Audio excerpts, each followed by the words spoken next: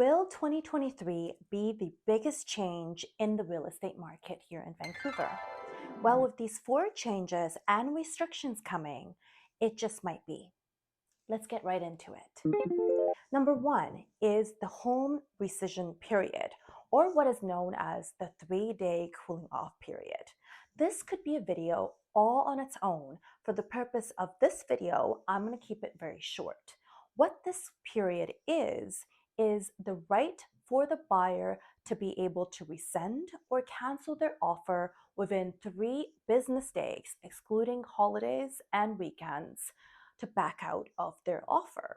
However, there is going to be a fee to the sellers. That fee will be 0.25% of the purchase price, and that will be due to the sellers within 14 business days.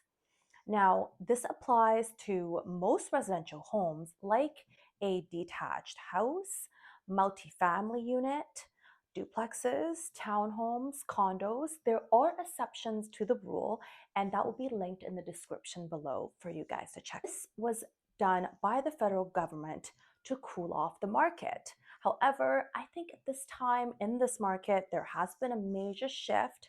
So this rule might not be as effective as it would have been back in 2022.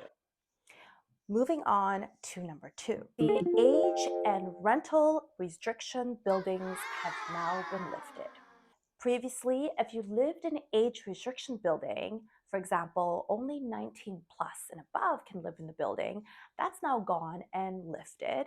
If you previously lived in a rental restriction building, for example, buildings that only allow 4 rentals or so, or buildings that only allow 20% of the units to be rented, that has all now been lifted.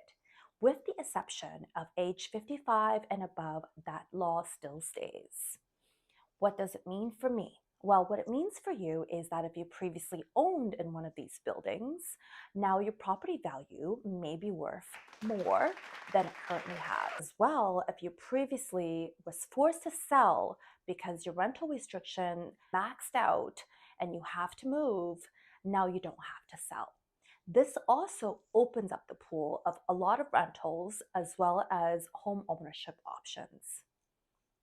Let's move on to number 3. Canada's ban on anti-flipping tax rules.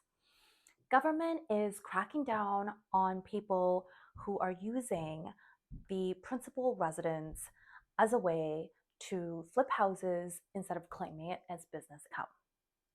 Now, you must live in your home for more than 12 months to be able to qualify. Saying the property was to flip it, you may be the subject of a CRA audit. Of course, there are certain exceptions to the rule, like a divorce or a death, and for more exceptions, it will be linked in the description below. 4. Ban on non-Canadians purchasing homes in Canada over the next 2 years, from January 1st, 2023 to December 31st, 2025. That means if you're not a Canadian citizen or a permanent resident of Canada, you cannot buy a home for the next 2 years. And if you're found to be helping someone without resident or permanent resident card purchase a home, you could find yourself in hot water. Now, there you have it.